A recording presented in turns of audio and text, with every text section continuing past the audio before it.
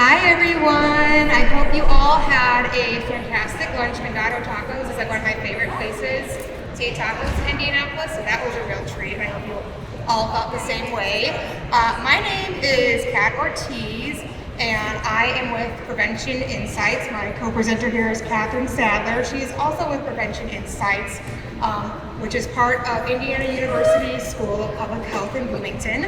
And we are part of their technical assistance team. And we are so excited, thank you. We are so excited to be talking to you all today about substance-free alternative events and how to design those for the best impact in your community. But, I gotta turn this bad boy on. There we go.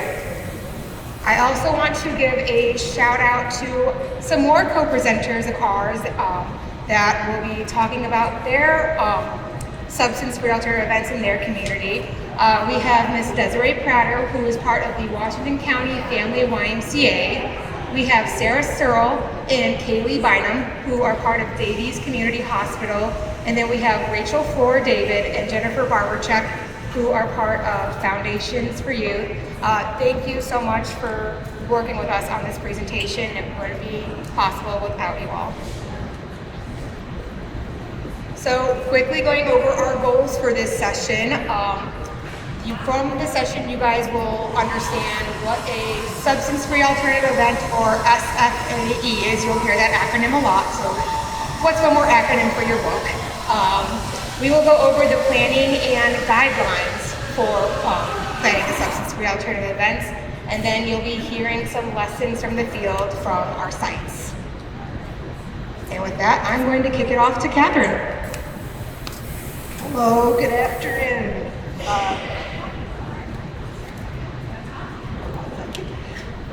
Substance-free alternative events are an evidence-based practice. They are not programmed in a box. They don't have a beginning, a middle, and an end, but they are also a way that we can build community engagement, capture sustainability, and capture capacity. In other words, we have an opportunity with these to build out something that could be self-sustaining. And as we all know, self-sustaining opportunities aren't every day and all day. But this is one way that communities can get involved.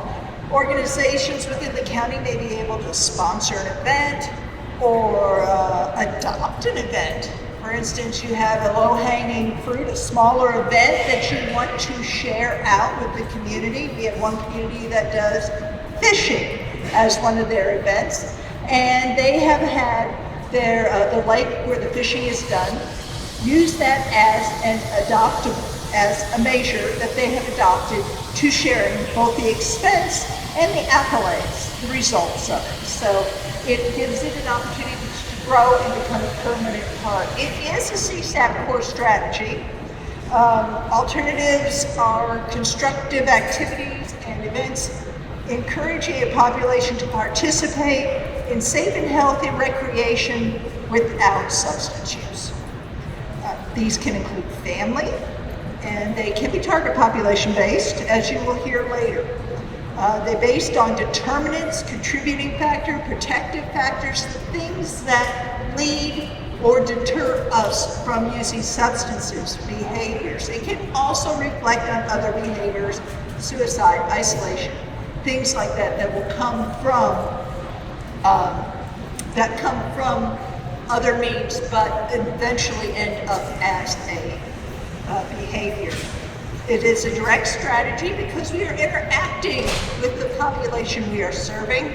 Community-based happenings that focus on prevention within the target population. So maybe our target population is youth, maybe it's older adults, maybe it's a specific members of the community that are a health disparaged population. They are our target. We need to be sure they're involved in this, but we also have ways to layer the other prevention activities that we have and layer bringing in secondary audiences. Like if we use youth, we got parents. If we use our older adults, maybe we draw in our their children. So it's a great opportunity and a well-rounded opportunity to share.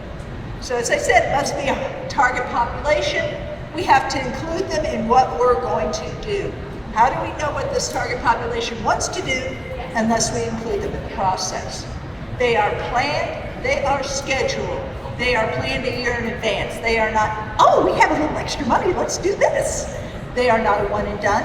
They are something that we will work on throughout the year. They aren't cheap either. They are fun and engaging.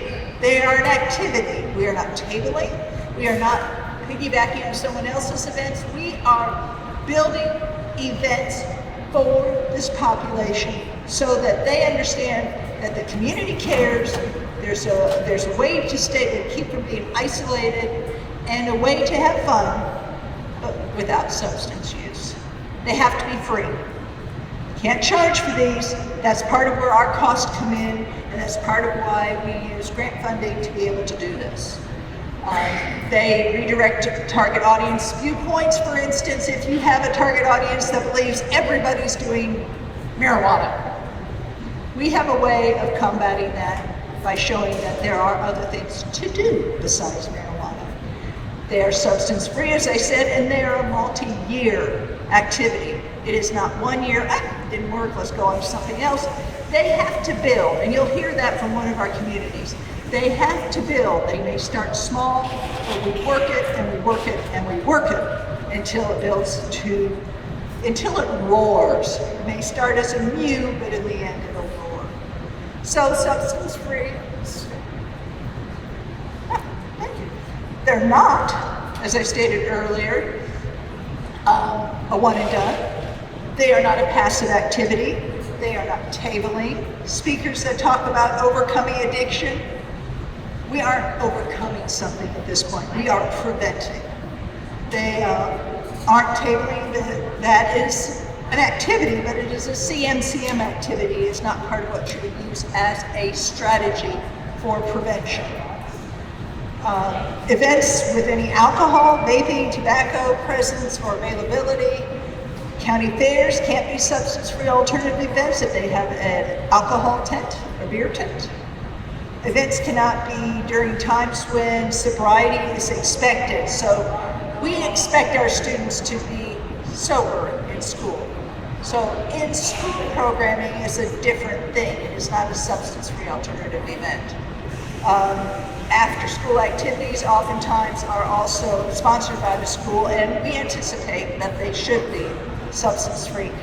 Events where the audience is mandated to be there, such as school, and participation must be voluntary. They have to have a choice whether they're going to come and enjoy the event. It is sometimes considered a way of counting people.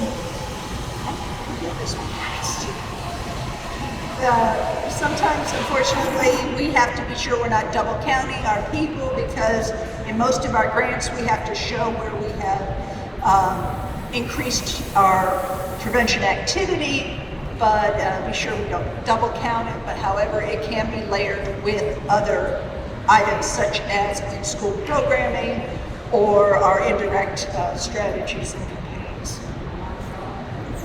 Of course, there can't be events that offer substances, and we can't mandate the audience.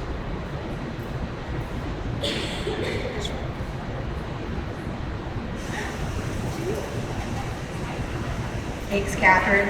So Catherine briefly mentioned and brought up determinants and contributing factors and how substance-free alternative events can directly impact those. I want to start off with this slide by saying when it comes to primary prevention work, we cannot change behavior. The work that we are doing is not supposed to be to directly go towards alcohol use, tobacco use, things like that. But what we can do with primary prevention is we can make an impact on the factors that affect one's behavior. And that is where determinants and contributing factors come in. And when it comes to substance-free alternative events, we can actually impact and tackle quite a few of those determinants.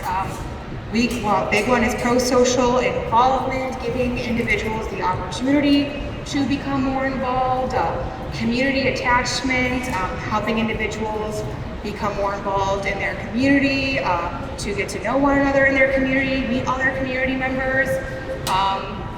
Substance-free alternative events can have a direct impact when it comes to reducing isolation, reducing social isolation. When we talk about specific target populations with this work, with older adults, there is a big possibility with isolation, feeling isolated in their older age for a number of reasons. Substance-free alternative events can have a direct impact to decrease the feelings of isolation and giving them more involvement in their community.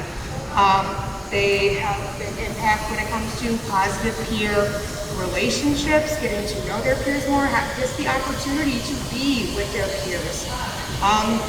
And then the biggest one that I would say is substance-free alternative events have a huge correlation when it comes to the perception of use. By putting out there that these are substance-free events, we are stating that you do not need to have substances in order to have fun, to be with one another. By giving individuals this opportunity for quote-unquote good, clean fun, you are showing your target population that you can have fun, you can meet people, you can make friends without substances. In order to properly do this though, as Catherine mentioned, we need to plan. When it comes to these events, it is not something that you decide to do willy-nilly. In fact, we want to look at the substance-free alternative events as a year-long series of events that will have an impact on those contributing factors and determinants that we mentioned, but our target population overall. We want to plan for the entire program period. Ideally, we want to think in a calendar year or 12 months. In order for it to be an evidence-based practice or program, you need to have at least 6 events in a calendar year.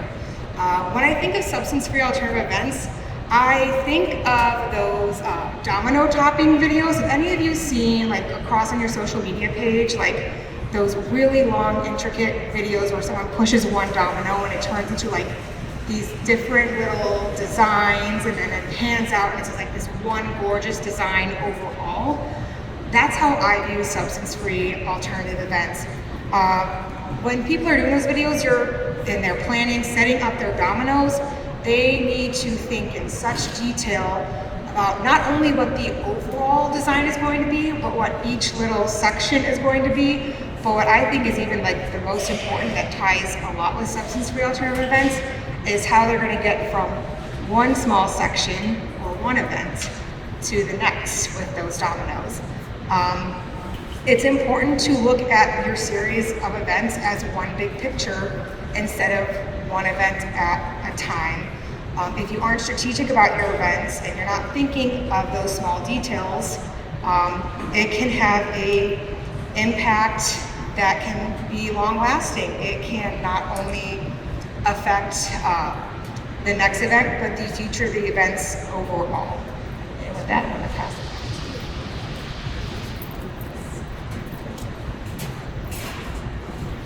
Well, there's some things to think about. Each event builds repeat customers. If they have a good time, they will tell others. If they don't have a good time, they'll tell others.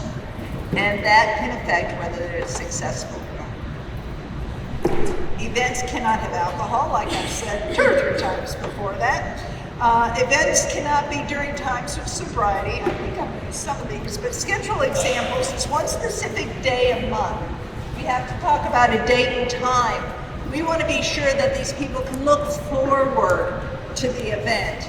So we want to have them consistently throughout the year. Maybe we don't plan all big events. Maybe we don't plan all small events, but a mix of larger events, quarterly say, and then small events in between, so that they have something, our target population has something that they know is going to happen and they can look forward to it on an ongoing basis. We have to be sure we do include our target audience. We have to know who our partners and sponsors are going to be.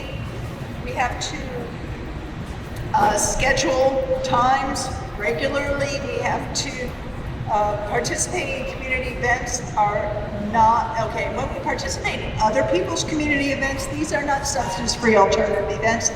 Those substance-free alternative events are the ones that we plan and carry out. When we participate with other community events, we're building our visibility in the community, but we can do tabling at those events. We can produce advertising that supports our events.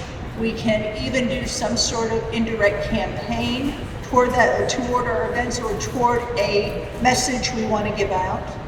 But we need to make sure that our events are throughout the year. They can be conditional to the year, to the season or something familiar like holidays and things like that, but they need to be our events. Next slide. So, as I said, they need a budget for the year. Cost to consider. Think about this venue. It took time, planning, energy, lots of committee meetings to build this event. So we have to know what our venue is going to cost. We have to know how we're going to promote it, where we're going to promote it, what money it's going to cost to promote it, activities, what incentives, what swag we're going to provide, what we're going to provide. Do we need security? Other things that might come into thoughts are like our partnerships. Can we get partnerships? Should we get partnerships? Who would be a good one to get with? Sponsors. What capacity do we have as an agency to do which events?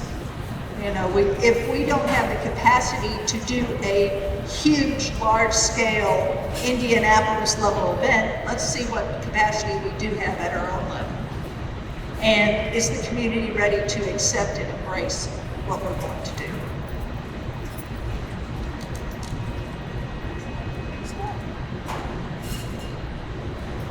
Thanks, Catherine. And so we talk about the small details that come with planning these events, but one of the biggest things to point out with events is what size the events are going to be. Catherine used the example of Many Voices, One Visions. This is a very large, big event. There's going to be a huge impact with this event, but there are also smaller events that we can have, or medium-sized events that we can have. And when you think about planning your events for the year, it's important to plan events of all sizes. It doesn't have to always be a MVOV-sized event every single month. It can be a small event. It can be a medium event. It can be, doesn't have to have 300 people attending each event. It can be 10 or 20 individuals at those small events, having more small events. They still make an impact on your target population and your community overall. With that, I'm going to pass it off to our first site. That's Davies Community Hospital, Kaylee and Sarah, and they are going to talk about the successes they have had having small substance-free alternative events in their community.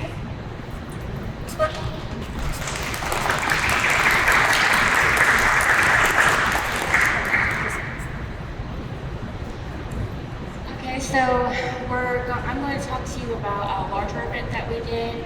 In FY23, we did a community health fair. We called it Spring into Wellness. And this was unique as the resources that we had that attended the health fair were for our target population.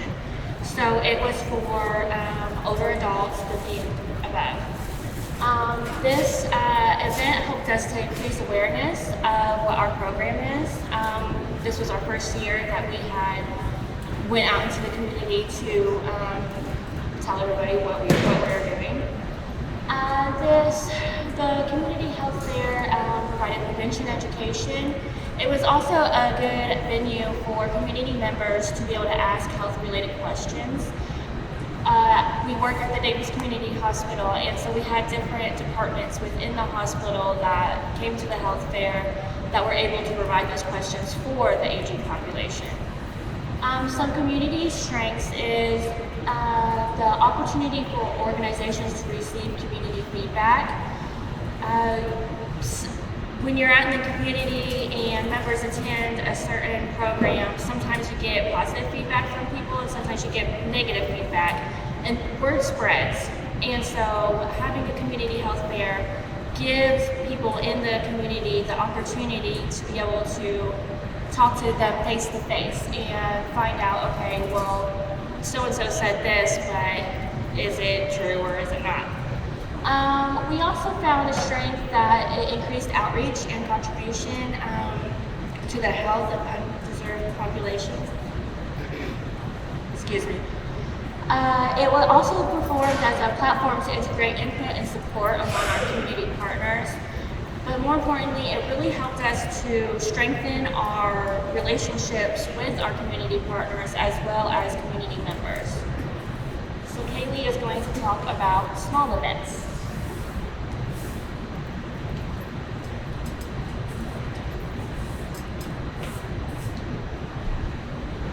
Okay, you did really good, Sarah, by the way. Okay, so this is an activity that we did in our community. Where we live, it's a small rural community. We have a lot of like multi-unit apartment complexes. So we go in there sometimes and do things like bingo, which bingo is usually a big hit, but we kind of wanted to go in there around Christmas and do something different. So this was a holiday gathering and wreath making event, a pro-social event. And this event helped the people that attend. It helped with social skill development and engagement through the Christmas wreath making. It helped with reduced isolation, which is a big health risk for our target population. And it also made pathways for future events. So when we had people that came, they actually were able to sit down and have a really good time, so that increased pro-social participation in the future. It was an opportunity for the people that attend to give back. So a lot of the participants that were involved in this are on limited income, so it gave them the opportunity to make a Christmas wreath, either for themselves or a family member or a loved one. It also helped raise awareness that everyone has something to offer, even if it's, it's talents, time. They all were able to make something and give it to someone that they loved, or even hang it up to enjoy it themselves. It helped with community empowerment, so it gave a sense of pride in the residential community. The people that lived at this place that had never had any wreaths or anything on their doors, so we were able to work with the people at the Washington Housing Authority, and they were able to hang them on their doors. That was the first time ever doing that, so a lot of people really enjoyed it. And it was an opportunity for residents to come together to discuss issues, which promotes effective community change. And it also strengthened underserved neighborhoods, so increased community buy-in and ownership. When we get people to come to these and they see that, it's a time and a space for them to get to know one another more, to have social engagement and talk about the things that bother them, it just helps them spread the word to other people in their community. So, thank you, friends. I've had the honor to work with Davies Community Hospital on their grant work on my technical assistance team, and it's just been so fun hearing about the events they've been doing, in particular those small events at their assisted living centers. When we think about prevention, sometimes we forget about that older adult population. And the thing with substance-free alternative events, it is for many different target populations. It does not have an age restriction for those events. But continuing with like small and medium-sized events, there are so many different examples as what can be done. Like I said, it doesn't have to be a big conference like this, a big community-wide event. It can be something as simple as hosting a movie night for your community. Low-hanging fruit when it comes to substance-free alternative events. You can have a family picnic day if that's your target population. You can go bowling. Probably don't want to take your older adult population paintballing, but that would be, if it floats their boat, that would be really interesting for them to do, and I'm here for it. Karaoke. We talk about how substance-free alternative events, the series overall, will cost money, but to assist with money, those small events tends to have a lower budget or needed budget for those as well.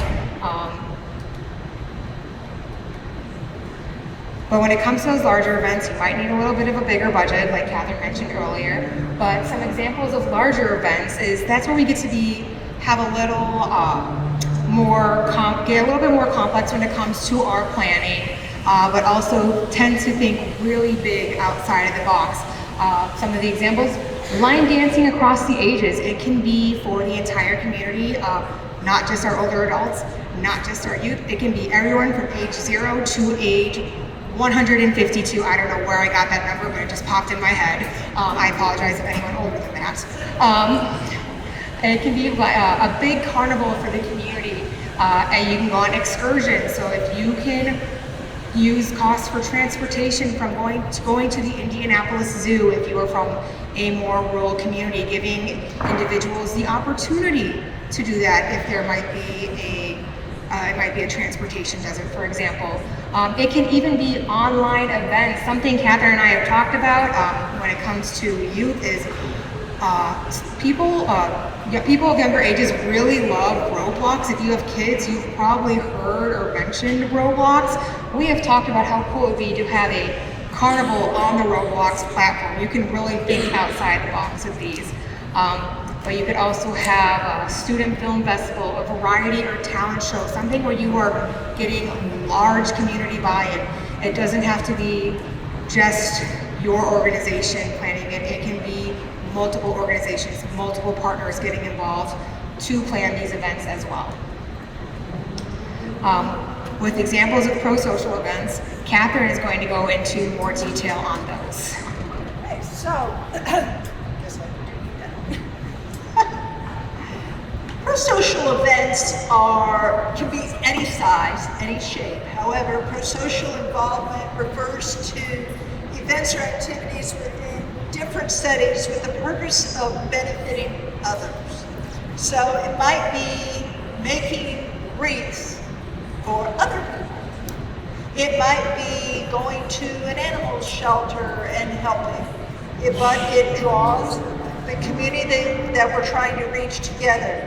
They involve social skill building and can be ways to collaborate with similarly aged people. While participation in sports and clubs can do this, that's more common forms. Social skill development, pro-social activities go beyond that. And with that, I would like to share with you all Foundations for Youth. Now, I can't remember when we started this. Come on up, lady. I can't remember when we started this. I believe it was about 3 years ago we started talking about it. And they have just wonderful progress to share.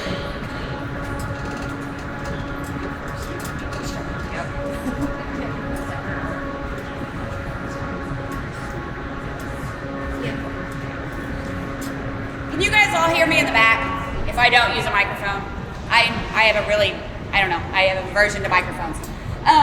So we're with Foundation for Youth Prevention Initiatives, and we started our journey with substance-free alternative events back in fiscal year of 22. So we are coming into our second full year of doing these. And it has been a learning experience to say the least. These are a couple of our posters from some of our bigger events that we just did this past year. But some of the things that we've done and how we've made ours successful is just for an example. So in fiscal year 22, we had multiple events with a total of 474 people showing up. That was throughout the whole year. You can't hear me? Okay. Okay, can you hear me now? Perfect. Okay, so back in fiscal year 2022, throughout that entire fiscal year of our events, we only had 474 participants. We were able to turn that around in fiscal year 23 with 1,958 participants. So almost 2,000 participants last year. And one of those was from a single event that Jen will be able to share with you a little bit about later. One of the things we learned was about marketing early and marketing often. So like they've said, these are not like planned at the spur of the moment. They take a lot of planning, a lot of thought. We did plan out, like our whole next year, all of 24 is planned out. We know what we're doing, we know when we're doing them. We're still gathering partners for them, but that's to come. But those are things that we learned. If we get them out, social media, our radio, we have great radio partners that we utilize. Getting them out, even if you have a local paper that's read by a lot of people, those are all great ways of advertising, but often and start early. The other thing that we wanted to do this last year is we tried to figure out the best way to evaluate our events. So did people have a good time? Did they come back? Did they actually learn something while they were there? And so some of our numbers that we came up, 82% reported that they did learn something about substance abuse prevention, and 98% said they would recommend it to our event to a friend. And so, like they were talking earlier, a lot of this is word of mouth. So if you put on a good event, people will show up the next year. And again, we'll talk about that a little bit later.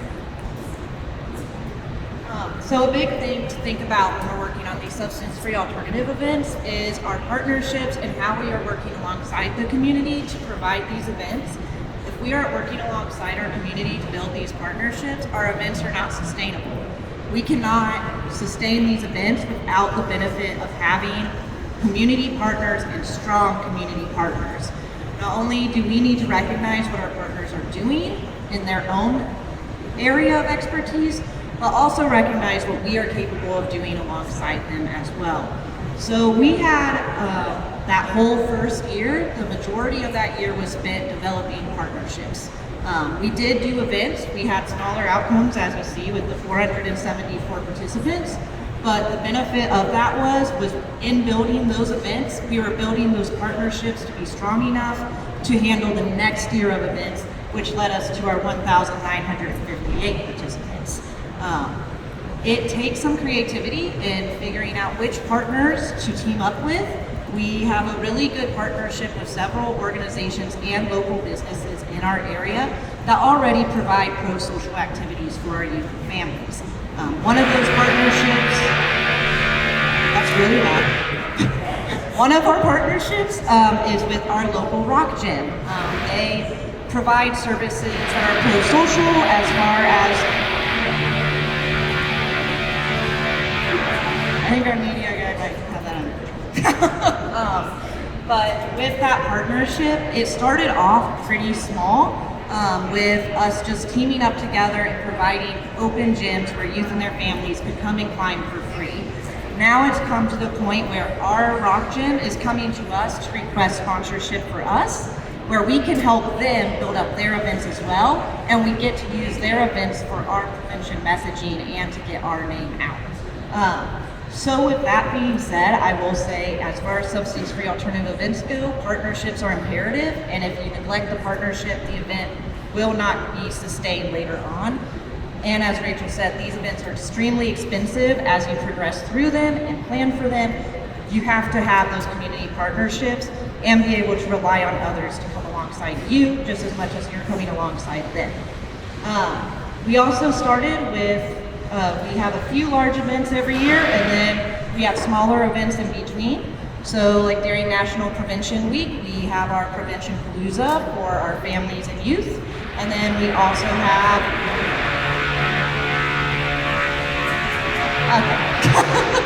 we also have Mucking Mayhem for our teens during National Prevention Week as well. These are events so that way we can raise awareness for substance use prevention. We can teach our youth and our families how to interact with each other, how to bond with each other to prevent substance use in the future. This is our Mucking Mayhem event, which, as you can tell, it was complete mayhem. Some of our partnerships include working with local law enforcement and emergency services, so our fire department was able to come out and hose down all of our teenagers after they ran through the mud and did mud volleyball and color wars and tie-dye and all kinds of things. And so those are really important partnerships to have, as well as it builds those relationships of the youth with their emergency services in the community. Perfect. Thank you, friends.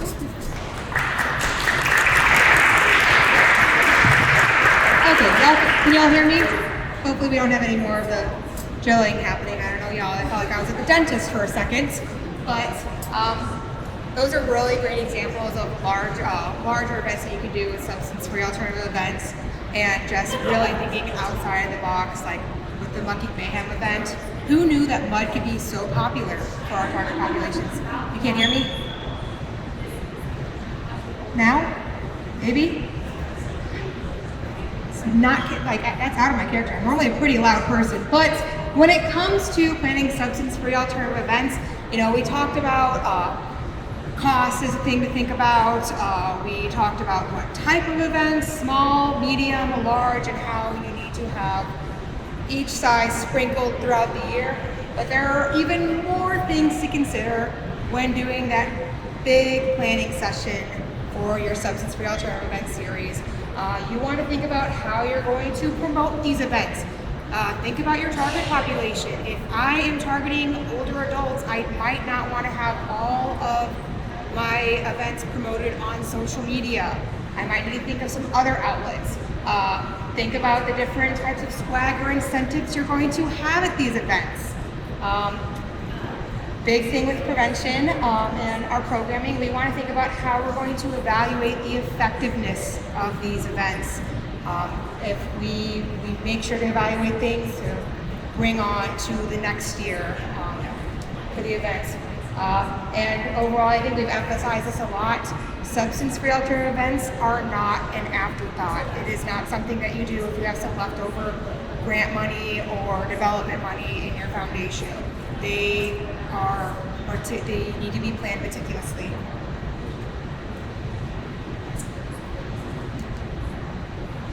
Going a little bit more into promoting the events, you want to have things that will be of interest or have a pull with your target audience. Like I said earlier, if I'm targeting my older adults, I don't want to be just focusing on social media. I need to think of different outlets, think of ways to get the point across, get the point to them. I might think about posting in my local newspaper, having some good old-fashioned printed flyers out at different locations that my target population typically might be at. When it also comes to promoting events, like we need to think past the who, what, when, where, and how. You should have, for these events, like I said, it is a series. You want to build a brand with these events. With every single event, you want your audience to be able to recall the past event. You want your promotion to be identifiable for the series of events. It is not a standalone. You want to be specific with your branding and something for each promotion that should be honored and consistent. When it comes to promoting substance-free alternative events, there are two things to always remember, and in my opinion, when it comes to promoting, the two most important must-haves to have on all your promotions. The first thing being is that every type of promotion that you do for your events should mention that it is a substance-free alternative event or a drug-free event. That ties back into our contributing factors and determinants with the perception of use. And the other thing is that there should never be a cost to these events, and you should promote that these events are free and accessible to your target population. By doing this, you are, again, having a callback to those determinants and contributing factors. The other thing is incentives, rewards, giveaways, or swag, as Catherine called it. You might not think to plan this stuff ahead of time always. Let me tell you that when it comes to incentives, or at least incentives that I do, there's kind of always a catch to them. You want, at these substance-free alternative events, if you're going to be giving out incentives, you want them to be something that is age appropriate or target population appropriate. It's also something that if they are out and about with said swag, they are additional promoting for your events and your organization. If someone were to ask a person, oh my gosh, where did you get that? That person would be like, oh my gosh, it is an event that Foundations for Youth did, and it was so much fun, and I got it there, and they might have them at the next event as well. talking about incentives, awards, and giveaways, prevention insights. We have we have a table here. I put together these little stickers in honor of Red Ribbon Week to say I stay drug free because, and giving you all the option to put your why when it comes to prevention, why we do what we do. I was strategic with this because my hope was that if some of you were wearing them, individuals would ask that person, oh, that's a really cool idea. I kind of feel left out not having one. Where did you get it? And you would have to go to the Prevention Insights table to get these. I made it a little bit easier and put some on these tables as well for you to fill out though. But that's just an example of getting people to be interested or buy in for your organization and your events.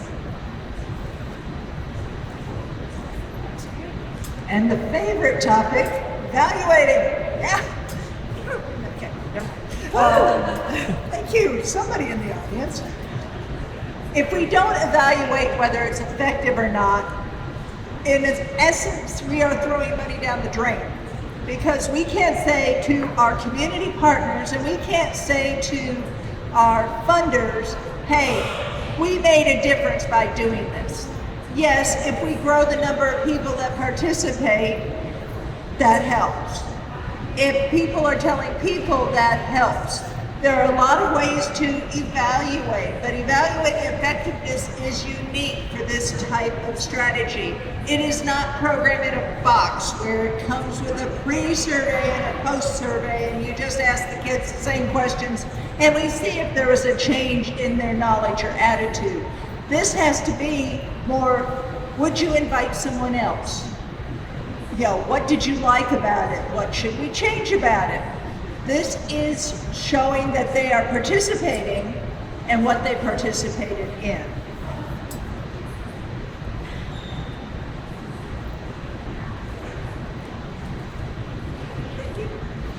So to evaluate effectiveness, we can ask, how did you feel at the event?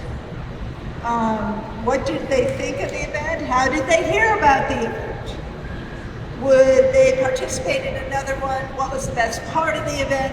That way we are getting feedback from them that they actually were engaged. Some of the other types of effectiveness would to find out if they are repeat participants. I just want to see if you're awake. Repeat participants would be to say, okay, you came to this event, you got a bracelet that was green, and the next event the bracelets are blue, orange, etc. And then maybe at the end of the year you trade all the bracelets in on a bigger prize. Sounds a little like Chuck E. Cheese, I know, but the idea is to build and be rewarded for being a repeat participant. So there's lots of ways to show our effectiveness, but it's an important piece of this process to show effectiveness. I will tell you that the process that Prevention Insights has developed is pretty specific and it works. But to follow the process and do the process evaluation and then follow the format of getting a participant evaluation are important components to this.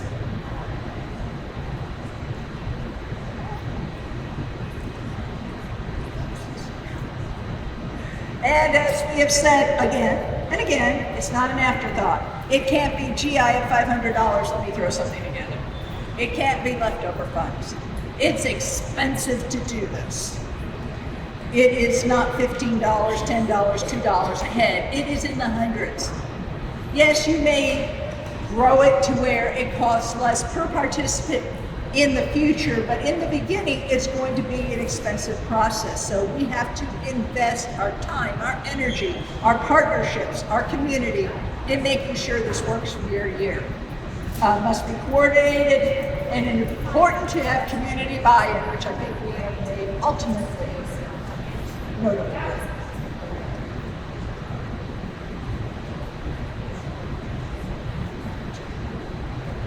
All right, our final speaker of the day for this presentation is Desiree Prather. She is with Washington County. She has been part of our capacity building sites. As you see, we've had other people from various grants to show that this is doable in many different types of community settings. Thank you, Catherine. Yes, so we'll go ahead and get my slide pulled up here, maybe. There we go. So as you can see, I think we've said the word planning at least a half a dozen times, maybe 100. And it can't be understated or overstated. So the biggest piece for us in Washington County, which really has allowed us to build the capacity and the success for our substance-free alternative events, are those planning pieces of working with our participants, right? So in Washington County, we've been doing these events since January of this year, so relatively new. But when we were building these programs, we had to get unique in the thought of what do the youth that we want to be at our activities want, and what do they like? So for instance, we teach a program called Positive Action in the Schools. So when we were working with the middle schoolers one day, after the session, I said, okay, kids, if we were to do a summer series of events, what would you like to see? Think of hot, sweltery summers in Indiana. The first thing that comes to mind are water events, right? And so that was one example of something that the kiddos said, yes, we'll be there and we'll do that. Then we had to think about, what do our partners need, right? So if we have Parks and Rec on board, they say, yes, we want to be involved with your substance-free alternative events. What do they need? Do they need help maybe promoting something of theirs? Do they need additional hands at an upcoming event? What does that look like? These partnerships cannot be one-sided, and I think the Foundation for Youth, they definitely shared that piece. Another big thing is to consider your capacity, right? I'm a relatively new grantee experiencing some wild and crazy exciting things, but am I going to be able to sustain this long term? So sustainability really was at the forefront of our thought process. When we think sustainability, I think a lot of us think money, right? What's going to pay the bills? How are we going to pay for these events? But it doesn't always have to mean that. So one really unique way that we have developed some sustainability in our community is thinking about our partners, their time they can offer, the talent they have, and their treasures. So when I highlight our Parks and Rec department, they kind of covered all three of those areas for us with those water events that I mentioned. The time. Their maintenance guys came out and set up our slip and slides every other week for us, right? And that was just a conversation with Parks and Rec. Who can you have come out and help us? We've never done this before. You guys are the experts. The talent, again, they're the experts. Let them show us how it's done. And the treasures. So when we think of slip and slides, a lot of us think of the big inflatables. They're expensive. They're not cost efficient to rent, especially on an every other week basis. But our Parks and Rec department already had that, right? So we looked at our resources and we said, let's leverage what you have so that the kiddos in our community and the families get what they want. Parks and Rec got what they needed because they were sponsoring the different events and highlighting upcoming fall ball and league sports. I can't think today. So again, what do your partners need? What do your participants want?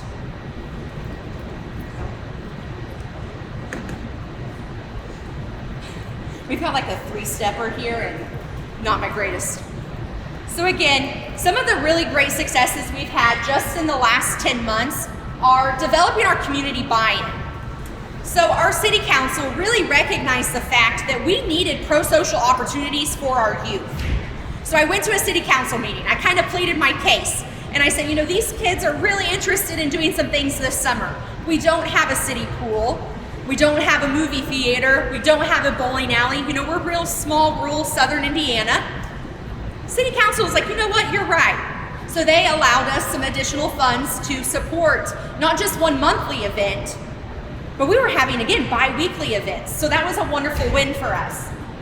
Another great new win for us is that the town of New Pekin, which is a little small town in Washington County, has said their future events are all going to be called substance-free alternative events. So now their logo, our substance-free logo, which you can kind of see on some of the flyers maybe, they're now posting on all of their marketing as well for their events.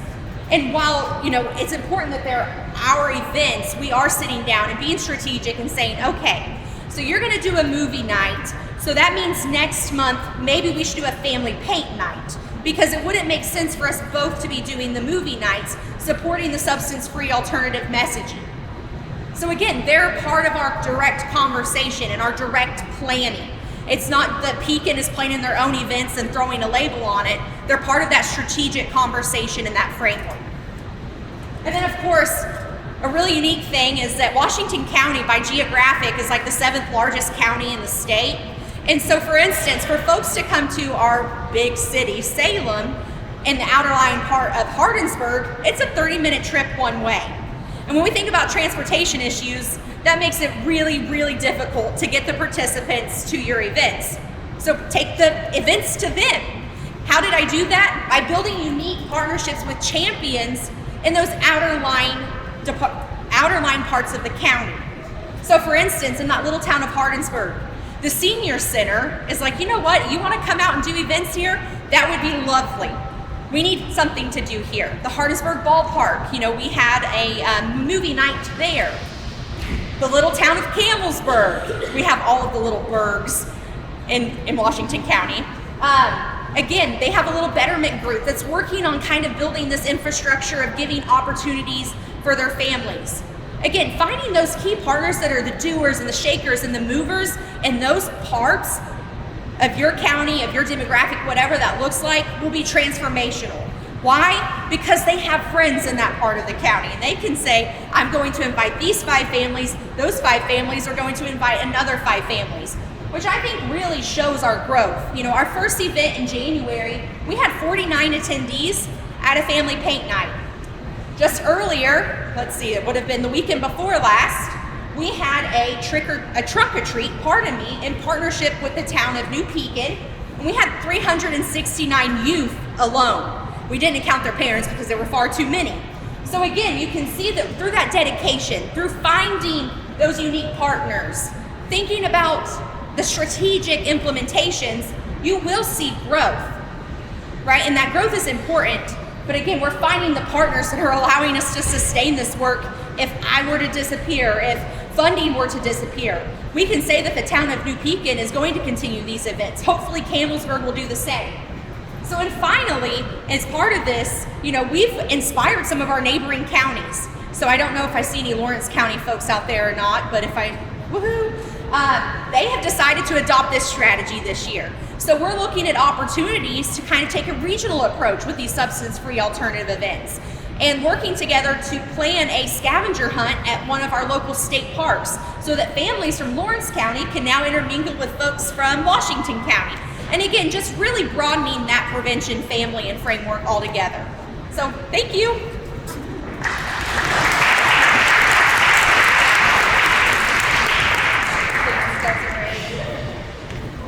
Okay, this mic does not like to be on. No? I know, I was No? Yes? I feel like I gotta start singing. It's like flashback to my choir days. Thank you, Desiree. We went a little bit over in our time. We were hoping to have time for about 15 minutes left over to bring all of our sites back up to have a little panel discussion about it. So what we're gonna do is I'm going to just quickly wrap up, and then we have 20 minutes before the next session start, and I'm going to bring them up, and like if you choose to stay, we can ask individual questions as well. But to do a little callback to everything is at Prevention Insights, we work with across of different DMHA grantees, but for the substance-free alternative events, we actually have a planning package that you can use if you are interested in it. You can go ahead and scan that QR code there. That should pull up your email where you can send us an email address and you can say, hey, I'm interested in that substance-free alternative event planning package. As well, you can follow us on all of our socials and our website right here. But with that, I'm going to go ahead and call up our amazing sites who talked earlier, and we're going to do a quick little panel discussion and give you all the opportunity to ask them any questions about their substance-free alternative events. You might have to be loud. We don't have a microphone that can be passed around, but does anyone have any specific questions about their efforts? Yes, my friend.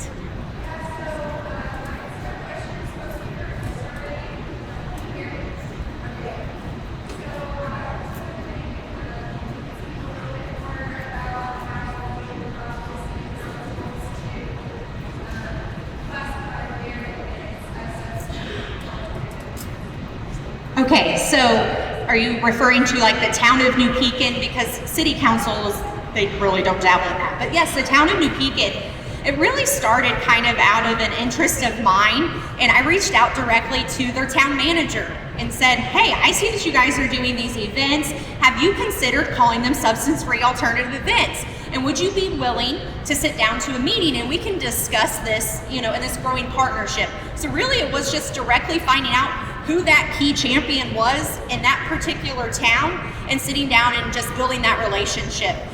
So it really was just figuring out what was going to be mutually beneficial for both of us. So again, I wish it were easy to find out who those individuals were, but I messaged the town's Facebook page, I asked questions, and then they were like, yeah, this is the person you need to talk to. And so again, sometimes it's as simple as asking those simple questions, and sometimes it's a little bit harder. With that answer, Desiree, you bring up like a really interesting question too for all of our sites. Just in general, I know we have some newer sites with substance-free alternative events, and we have some sites we've done for a couple of years, but how have you built up your substance-free alternative events partnerships? And of those partnerships, which was the most interesting or surprising for you? And I'm going to start with Foundations for Youth here. And I'm going to let Jennifer do this because this is kind of her expertise. She does all of our partner work. Thank goodness. Yeah, partnerships aren't always the easiest thing. Some of our prerogatives are different when we're coming alongside other community agencies. What they need from the community or what they need to report out may have nothing to do with substances at all. A lot of the stuff we do does have to do with substances. However, what's really cool is that when we're developing these partnerships, a lot of what they are already doing when you go into these partners and ask them what they're doing is substance use prevention. They may not term it as such, they may not say that's exactly what it is, but a lot of what they are doing is actually substance use prevention. So a lot of it is tagging on to that and letting them know, hey, you putting this messaging on prom bouquets is actually substance use prevention. And wouldn't you know that we're doing something very similar to that? And so then you can kind of come alongside and then you start working together. We have a few partners that are kind of surprising, I think. I think the first one I had already mentioned was the Rock Gym.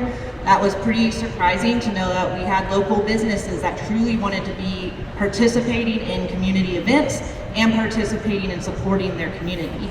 We also have other partners that are in our health disparate identified locations. So we have some partners where we started as coming to them about an event, and now they are the ones truly running that event. We get to support them in running that event, but it's a substance-free alternative event. It is still ours and their event, and we get to do it together, but they're doing a lot of the legwork now versus me doing all the legwork. So I think those are probably the most interesting partnerships that I've come across. There's still unique ones to be made. There's still some that are hard to form. And there's still some agencies that truly just do not have the time or ability or commitment to really do what we're trying to do yet. So a lot of it is just, let's meet for coffee. We'll do a regular coffee meeting every couple of months. We'll see where each other is at. Once you start getting more people or you're available, we're gonna sit down together and we'll plan something then. But making sure they don't have that pressure just because we have that pressure, but making sure that we're working with them and not against them. And they will come alongside, they will support you, they will work with you. They do want to give back to the community and do those things as well. And I want to have Davies Community Hospital answer the same question of how you built your substance-free alternative event partnerships, and who was your most surprising partner in your first year doing this? I wouldn't say that we've had like extreme like surprises with our partnerships. I would say we do a lot of face-to-face marketing about what our events are going to be or what we're going to be doing in the community. And if anything, that just opens the door to how many organizations that there are in the community that we, even though we're fairly new to this, we're unaware of. So we're able to then partner with those people and then just use that in our next event to just spread what their organization is and what we're trying to do even more. Well, with that, I believe we ran out of time. I want to quickly thank all of our sites that presented their amazing and hard work for substance-free alternative events. We are happy to answer individual questions throughout the rest of Many Voices, One Vision, and in between the break. But thank you everyone for your time, and hopefully we got something out of it.